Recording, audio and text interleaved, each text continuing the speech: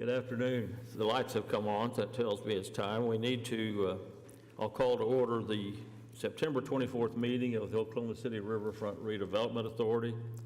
Item 2 is from the chairman. We have an update on a September 17th meeting of our Development and Water Use Committee. Kathy?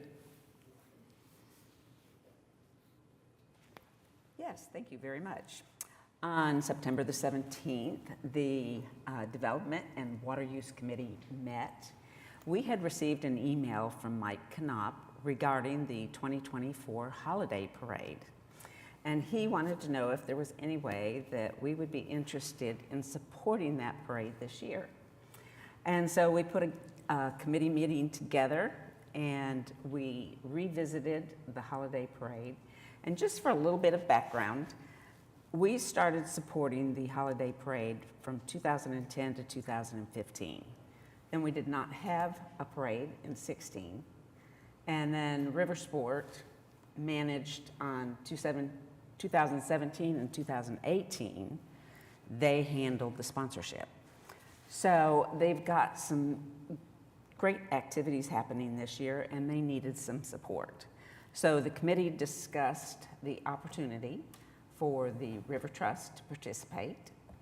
And we talked about the fact that previously we'd had a memorandum of understanding where we would contribute $25,000 at that time, and we would have them sign a memorandum of understanding, and the proceeds, they would deduct the expenses, and any of the proceeds that were left over would go into the River Trust endowment at the Community Foundation.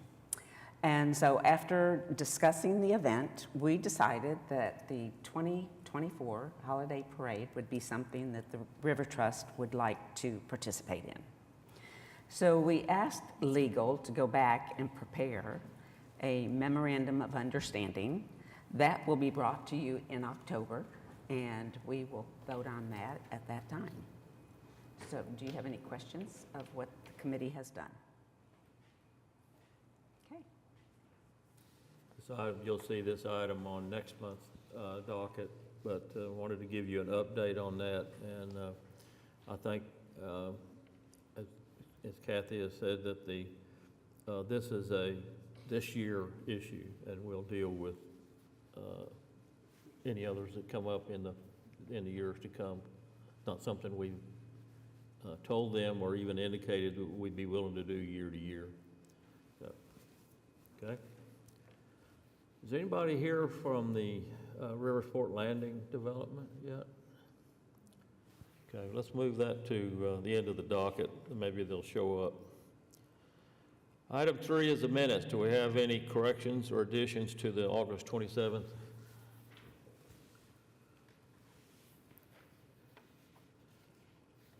Okay. We have a motion and a second. Cast your vote.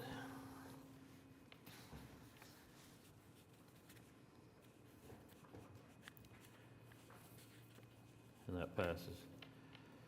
Item 4 is the consent docket. We have an oil gas revenue report and a river corridor events update. Need a motion?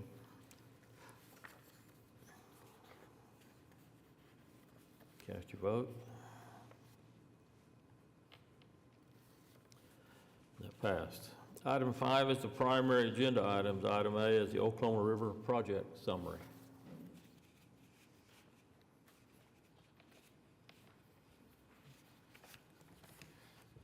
Good afternoon, Jeff Shumway, Oklahoma City Public Works. Some of the upcoming projects that we're looking at and we've been discussing is the May Dam rehabilitation. We've also started to set a timeline for this after visiting both with Embark and with our Rowan community. We're looking to be in around the December to February time frame for this project to go. Also, in the Eastern Basin, the Maps 4 pedestrian bridge and the First Americans Museum riverboat landing are both underway. both those projects being active. I do have some photos here in just a moment.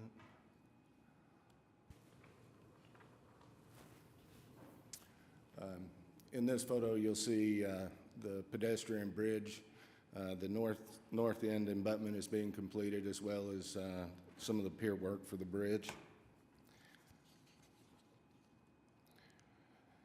And at the FAM landing, we've been doing a lot of excavation and dewatering for the installation of the foundation for that project as well. Also, during the month of August, with rainstorms, we had elevated debris removal levels. We had 330 cubic yards of debris removed, and we've also installed some additional flumes as part of our dredging program for sites that are starting to be completed. But with that, that's really all I have. Any questions? Okay, need a motion? Cast your vote.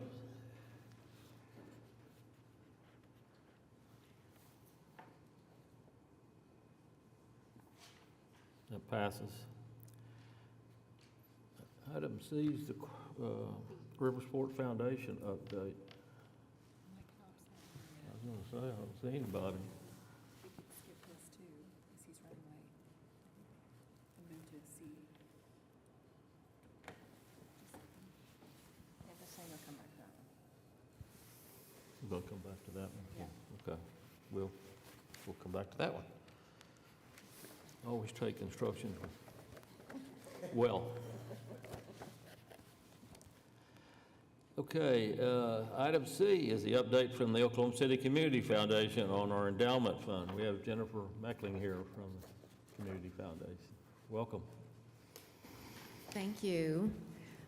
My name is Jennifer Meckling. I am with the Oklahoma City Community Foundation, and I'd like to tell you a little bit about your endowment fund that was established in 2005 at the Community Foundation with the premise that nothing would be spent out of it until it reached $1 million mark. It did so, and the process at that point was to gather a committee of 3 people, one named by the mayor's office, one as a representative of this body, and one as a representative of the Community Foundation, to identify a project that those proceeds would pay for on an annual basis. From the years 2017 through 2020, we identified several projects. The money went out, but my understanding is that it was never able to fulfill those projects and actually get into the community. So at this point, that money is being held here, and there are some additional funds that have accrued in the endowment fund that are spendable for the organization. My report that I sent ahead has some of those numbers. The distributions that are held by the River Trust are about $197,977, and the OCCF holds a spendable balance in the amount of $262,434. I feel like we're kind of at a high center with that and want to identify a project that first those unspent dollars can be spent on, and then add to that the amount that is in the spendable still at the Community Foundation and get those dollars in the community doing what they need to do. That is the overview. Are there any questions about that fund and what it can do and how it can work?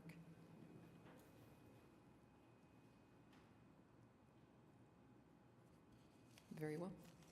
Thank you. Thank you, Jennifer. Motion to accept that report.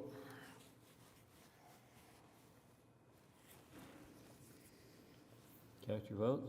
Thank you, Jennifer. That passes. Item D is another item where I submitted a letter in support of a grant for the Connecting the Horizons District to Oklahoma City Neighborhoods Community Planning Body. And we had a deadline, so we went ahead and sent that in. You're simply affirming that I had the right to do that. Need a motion, please. I don't know what I'd do if you say no. Cast your vote.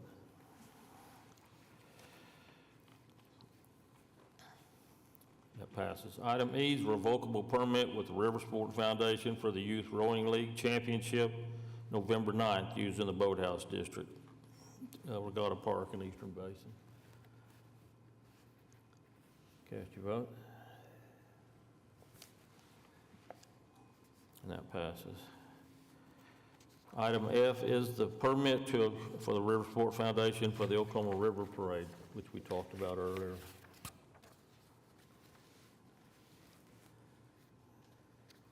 Cast your vote.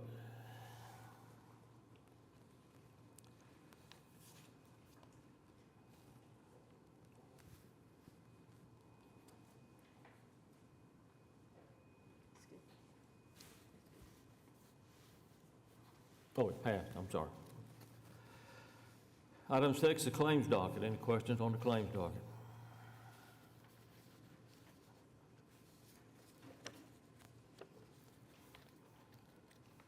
Cast your vote.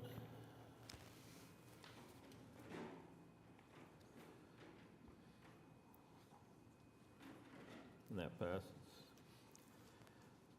Item 8 is comments by trustees. Oh, I'm sorry. Item 7, comments from staff, Parks and Rec. Thank you. Melinda McMillan Millard, Parks and Recreation Director. You see the report in front of you is pretty comprehensive. Again, a very busy month. But I also wanted to update the group that's not on this report this time. It's just an update of where we're at with the development of Wiley Post Park North Shore, along with the USS Oklahoma City Memorial. We were able to meet with the TIF Review Board last week for their blessing to move forward with allocating some TIF 8 district monies towards this project in order to fully fund it. I actually meet with Economic Development Trust in this very room at 3 o'clock to do the same presentation to hopefully get their vote of approval, and then it will move forward then to the City Council for final approval after that in October. We're very excited about it. With that approval, of course, this is partially ARPA funded. With the ARPA funding, there's the requirement that we have the funding all encumbered before the end of December. So we will be getting this done pretty quickly back to City Council for their final blessing before the end of the year. So exciting project. The memorial, it was really going to look seamless with the rest of the park improvements. And I think it'll just be a really great final exclamation point, focal point at the end of Lower Scissortail Park. We're really excited to see that project happen and really activate one more element along the Oklahoma River. And I think all of you will be very proud of the project when it's complete. So with that, I'll take any questions if you have them. Melinda, I noticed on the OKC Triathlon that you revoked a portion of the permit. What would be the circumstances of revoking a portion of that? Let me go, which item number is that? September the 3rd, the OKC Triathlon. It was one of the portions of that, we were using a piece of the River Trust property and they no longer need to use that piece. Oh. And so instead of just revoking the whole permit, we're just pulling out that portion of the Okay. permit itself. So Okay. it won't impact the trust property any longer. Very good. Thank you. I was just curious. No, that's fine. Thank you. Thanks. Thank you for the question. Any other questions? Motion to accept that report. Thank you. Cast your vote. That passes. Let's go back now. I believe we have somebody here from the Riverfront Landing proposal to do a report on this. This is not on our land, but it abuts our land along the river. It's along 15th Street west of Portland. And if I looked at the drawings correctly, all of the backside of the property abuts the river or the River Trust land. So I thought David thought it'd be good to get a little update on this. So, would you introduce yourself, please? And Sure. I'm Brandon Lodge. I represent the developer of this property. And I put together probably a pretty unimpressive presentation, but it'll do the trick for talking about what we're doing on the project, most of which we still don't know. We're exploring. We bought, if you can go to the next slide, we bought a 20-acre property that's represented there by tracks A through D. As you noted, it's on the south side of the Oklahoma River, north of Southwest 15th Street, and between Portland and Meridian. We've conceived of this project as a mixed use. So eventually, as this 20 acres is fully developed out, we see it having a mix of residential, commercial, hospitality, perhaps. We'll kind of see how it goes. But we were initially attracted to the property because of the location and primarily because of the improved riverfront. The trails that go along the backside of the property, the bridges that are there. You can take a bike from this property all the way down to Riversport and beyond. We liked that the Meridian Landing is there on the west side. We felt like it would be an attractive location for young professionals, active lifestyle type of people. Its proximity to the fairgrounds and to the airport and to downtown Oklahoma City was also kind of all, in favor of this property. And so we closed on it around the middle of this summer. And we've been moving forward with what we're going to do on the first piece of this development, which is shown in Tract B. It's about, it's a little less than 4 acres or so. And the product that we're going to put on that to start with is a for-lease townhome product, which back up to the river, and we'll look at some of the pictures. We can go to the next slide. This is that tract. We started with this one because it's the worst piece on the entire property. It was hard to figure out how the heck to make this thing work.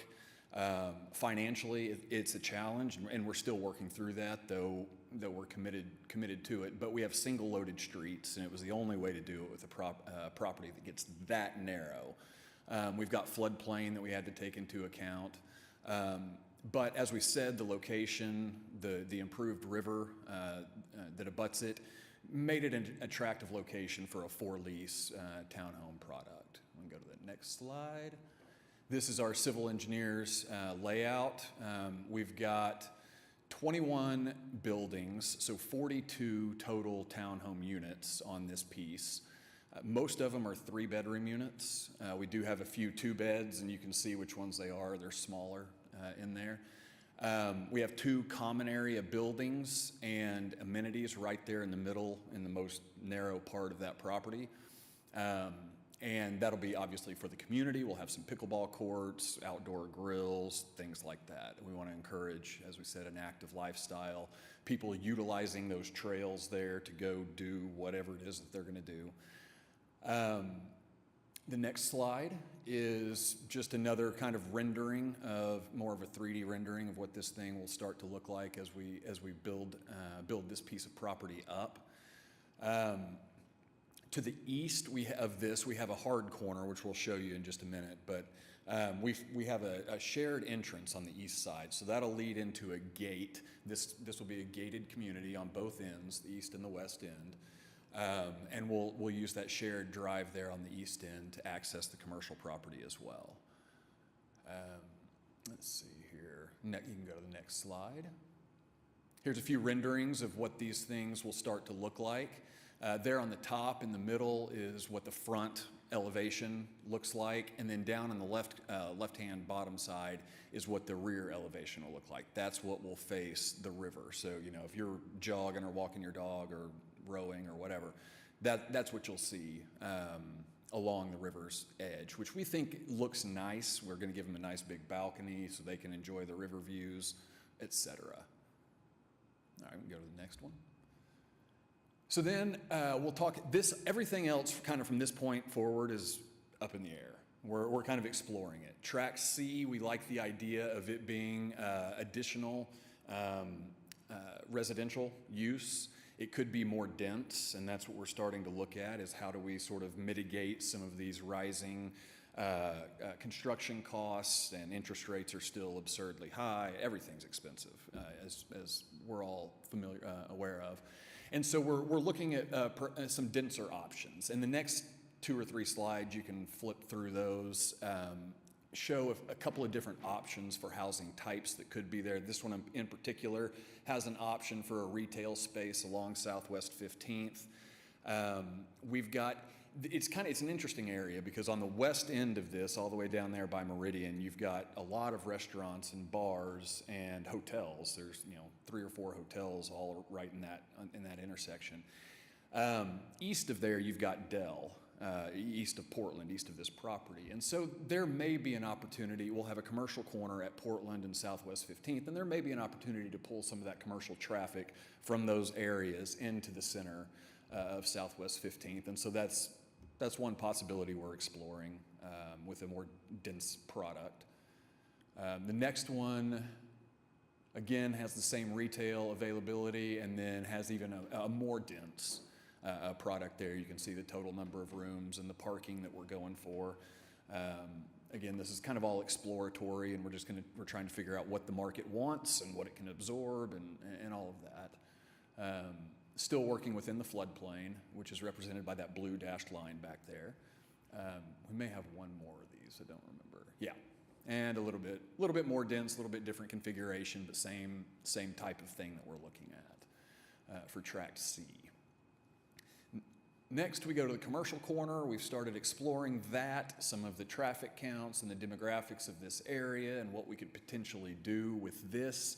We have left right around 2 acres on the hard corner. So it's pretty flexible. It may be a Starbucks or a Scooters, or it could be a little strip center, or it could be a restaurant.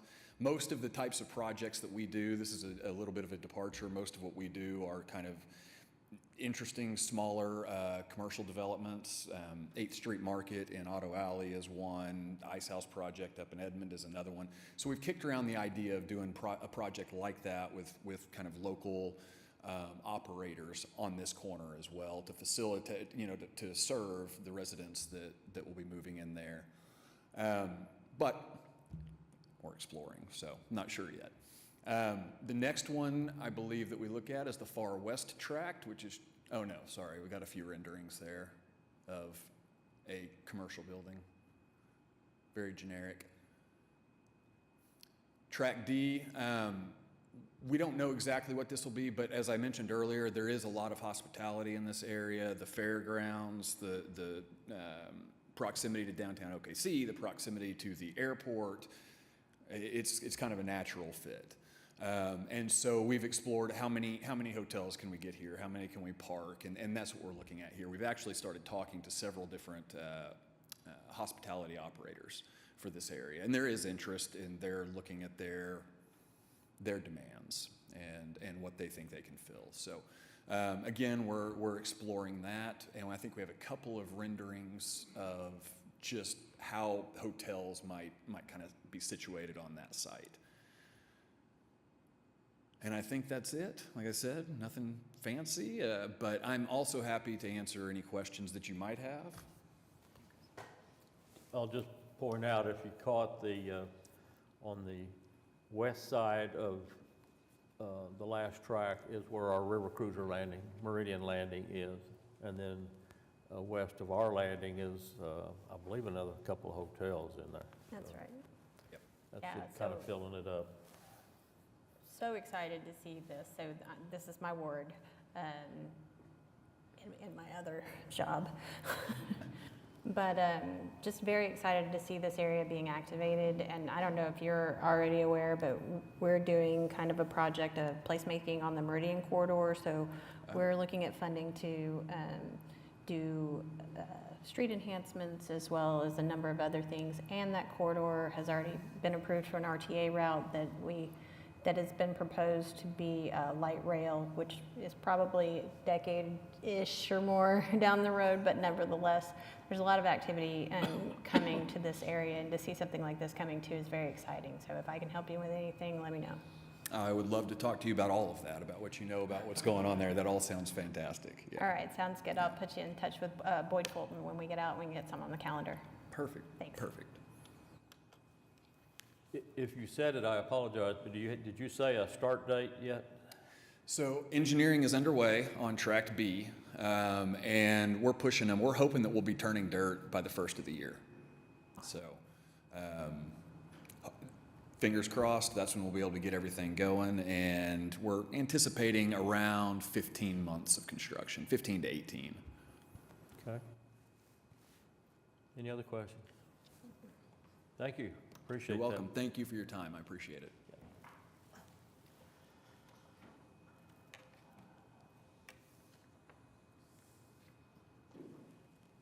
Catch your votes on that update.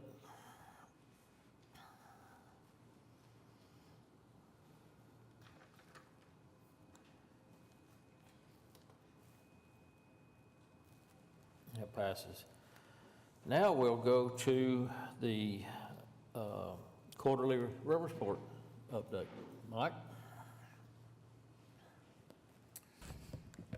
All right, Mike Knopp with Riversport. Apologize for being a little late. You were cruising this morning, this afternoon. But I was held up at a lunch, but I'm glad to be here. So let's go ahead and get started. Quick financial update. One thing that was interesting, I just had kind of a late-breaking update as we came in, that we're noticing a real growth in attendance over the last few weeks. It's like people don't want to let go of summer, and I don't know if part of it had to do with we had some really intense heat for a while that made an impact. We've noticed, of course, we check in with our counterparts across the industry and throughout, and for outdoor entertainment type attractions, it's numbers have been down across the city, but also kind of across the country for things like what we do. But that being said, we've had a really great increase over the last few weeks. We've also had some very large events at Riversport that were corporate events that we do towards the tail end of the season. That has been more than we've ever done before. So we're seeing a lot of growth in that realm.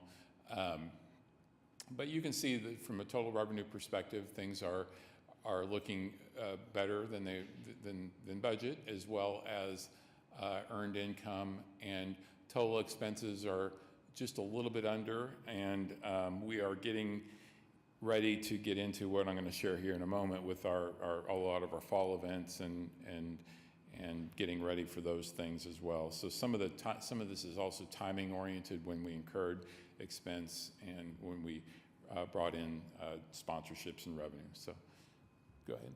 So I want to just quickly underscore that we had U.S. Rowing Row Fest. I've spoken here about that before. It was a very successful event. It was a new event for U.S. Rowing. I like to claim that we've become known as a place that starts new things in the country with regard to the sport. This is U.S. Rowing's first ever, and they said they got 4-star reviews. They were very excited. People from across the country who'd never been here came and really enjoyed Oklahoma City. It's always a wow effect that we get when we have people come here, and I've used other words like coastal snobbery in the past. I'm joking, but in terms of people who are from some of these places that are really embedded in the historic nature of the sport, to get them to come to Oklahoma and then really appreciate how great it is. And so they are going to continue with this event into the future. I'm sure it'll come back here. We also started in the past, like the National Championship, the American Collegiate Rowing Championship. A lot of these events, I mean, hopefully 50 years from now, people will look back and say, hey, Oklahoma City was the place that these things started. So, but it was very well attended. You can see the bottom right-hand picture. We had 95-year-old rowing in RowFest. And the other end of the spectrum, small, youth. So really a great event all around. Introduced night racing as well to the world of U.S. rowing. So, and then went on to Paris Olympics, and that was something I spent 2 weeks at, taking a lot of notes for obvious reasons. We've talked about here about our trajectory as it stands as we're looking forward towards 2026, which will be a world championship in 2028 with the Olympic Games, and we're still awaiting Los Angeles City Council formal approval, so we're kind of refraining from a lot of commentary about it at this point, but certainly spent a lot of time in Paris and got to meet and visit with the head of the IOC himself, and was very complimentary of Oklahoma City and what he's seen unfold here with our Riverfront, which was great to hear he knew about it and was excited about it. And it was also a very historic event from a standpoint that they introduced kayak cross to the Olympic Games. And if Sports Illustrated actually noted that it was, if you can go to the next slide, that it was the breakout sport of the Paris Olympics. And so it was all over the media. It was very fast-paced. I mean, the energy in the venue in Paris was just electric. I mean, it was like the rowdiest of rowdy OU football games. It was very, very loud, very engaging from a crowd perspective. Of course, Paris set the bar very high, which was great, but it also allowed us to see what we have to prepare for here in just a few years, and it just unbelievable to even think we're in this position. So a lot of people were enthusiastic about the future and what could unfold here in Oklahoma City, and so again, did a behind-the-scenes effort looking at all aspects of what it takes to do this, and so all of that will come forward in the future. So I'm excited about that. Go ahead and go.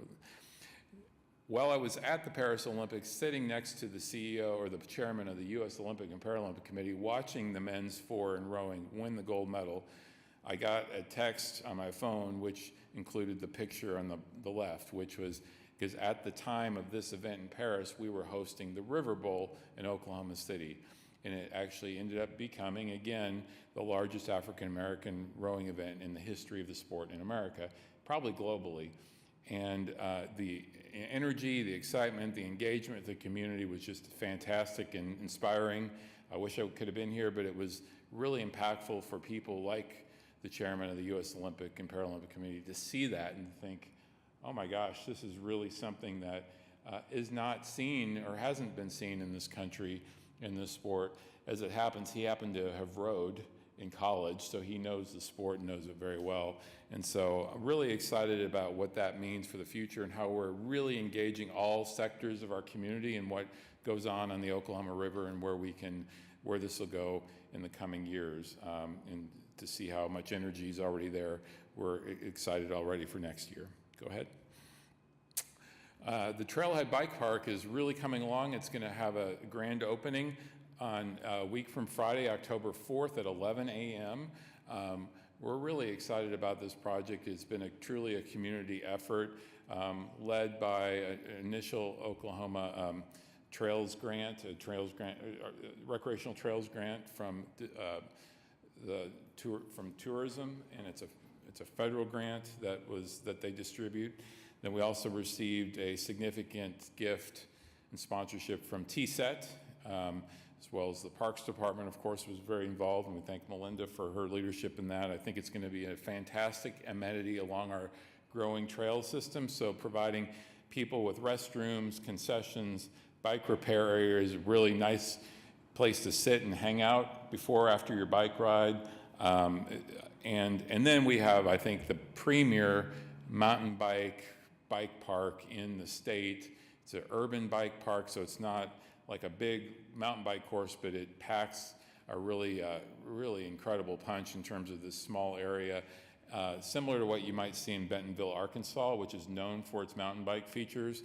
So the mountain bike features were designed by the people that did those trails in Bentonville, so it's all professionally designed. The Thunder actually have an element in it as well that you'll go through, and so we're really excited about opening that up to the public and how this will be embraced by the cycling and mountain bike and just outdoor community. So, and that kicks off the Regatta Festival that will begin on that day. Next, I just want to share, we had a couple floating films this summer. You can see by the reception, they were quite popular. One was Twister, one was Barbie, and had themed events surrounding those events. We could not put one more. We used every single raft or floating object we had at Riversport to get people on the water, so very well received. These are free to the public to come in, enjoy, and watch, and then they could rent a raft if they wanted to. So go ahead.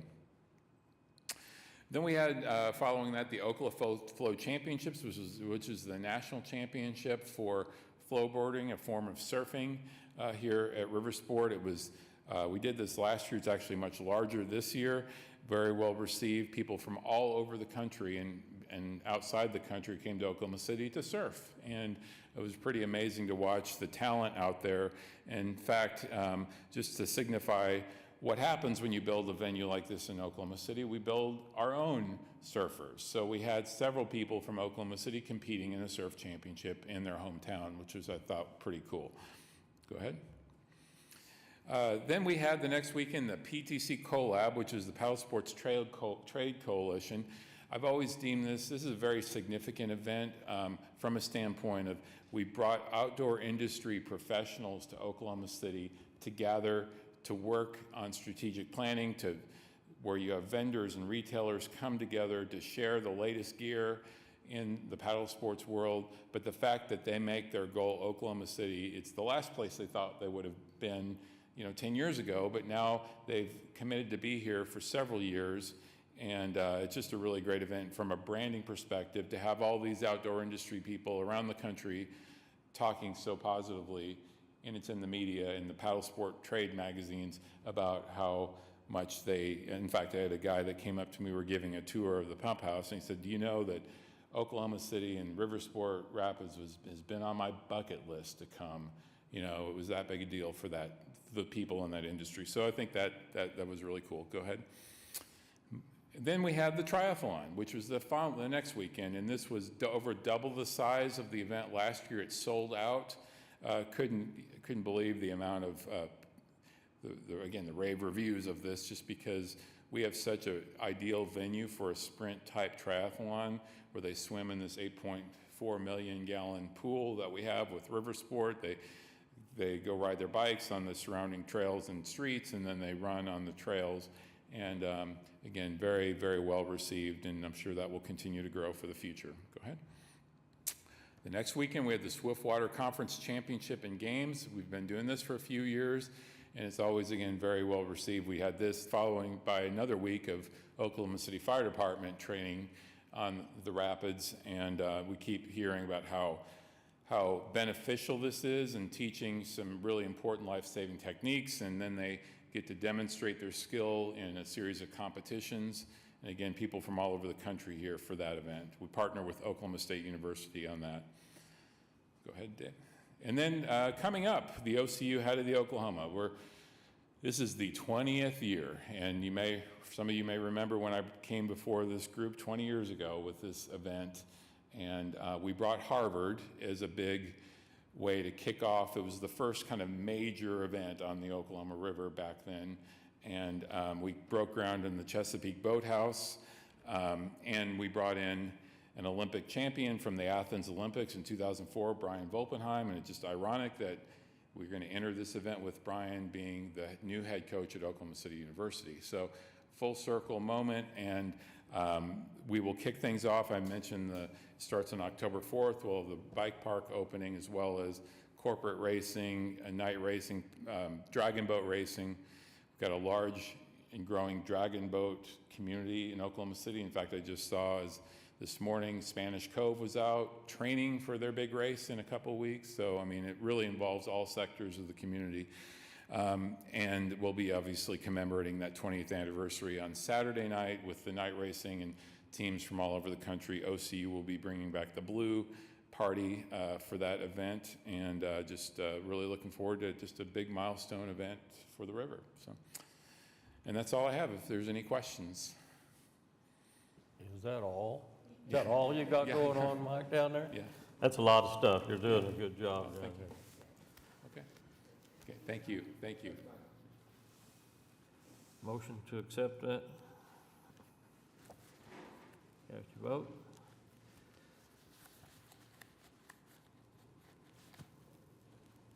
And that passes. Now back to item 8, comments from trustees. None? Any citizens to be heard? We are adjourned.